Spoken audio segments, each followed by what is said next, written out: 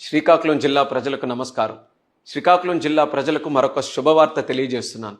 హరిశ్చంద్రపురం స్టేషన్లో గునుపూర్ విశాఖపట్నం ప్యాసింజర్, మందసా రోడ్లో Berhampur Visakhapatnam express, పాతపట్నంలో Rajyarani express, ఈ 3 స్టేషన్లో రైల్వే శాఖ ఈ స్టాప్స్ని ఈరోజే ప్రకటించడం జరిగింది.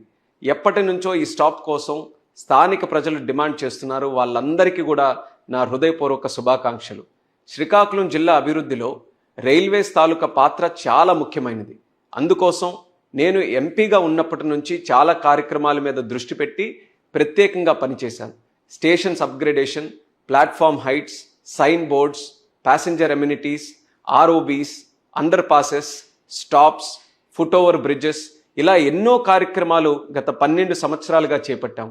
అమృత్ భారత్ స్టేషన్స్ కింద శ్రీకాకుళం, నౌపాడ, పలాస మరియు ఇచ్చాపురం డెవలప్ చేస్తున్నాం. పలాస ఆర్ఓబి ఎన్నో సంవత్సరాల నుంచి నిలిచిపోయినటువంటి ఆ కార్యక్రమాన్ని కొన్ని నెలల్లో పూర్తి చేస్తున్నాం. వందే భారత్ ట్రైన్స్ శ్రీకాకుళంలో స్టాప్స్ తెచ్చుకున్నాం.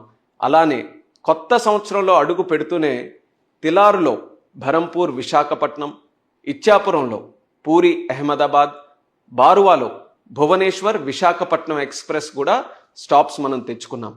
తిలారు స్టేషన్లో కార్యక్రమం పెట్టుకున్నప్పుడు అచ్చెన్నాయుడు గారు కూడా ప్రత్యేకంగా హరిశ్చంద్రపురంలో స్టాప్ కోసం చెప్పడం కూడా జరిగింది. ఆ రోజు ఆ కార్యక్రమంలో నేను కూడా హామీ ఇచ్చాను. హరిశ్చంద్రపురం ఏదైతే ఎర్రన్నాయుడు గారి రాజకీయ ప్రస్థానంలో మొదటి నియోజకవర్గంలో ఉందో అది త్వరలోనే స్టాప్ కూడా తీసుకొని వస్తానని అక్కడ ఉన్నటువంటి ప్రజలకి చెప్పడం జరిగింది.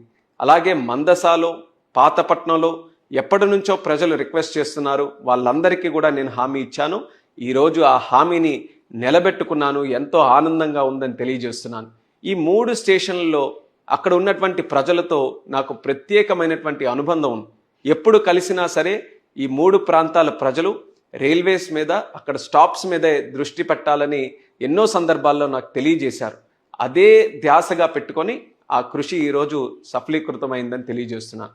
2 నెలల్లో ఒక పార్లమెంట్లో 6 స్టేషన్లో 6 స్టాప్స్ రావడం అనేది ఒక చరిత్ర. అది మన శ్రీకాకుళంలో జరిగింది. ఇది మన ప్రధాని నరేంద్ర మోదీ గారి తాలూకా ఆశీస్సులతో, అలానే మన రైల్వే మంత్రి అన్న అశ్విని వైష్ణవ్ గారి సహకారంతో జరిగింది.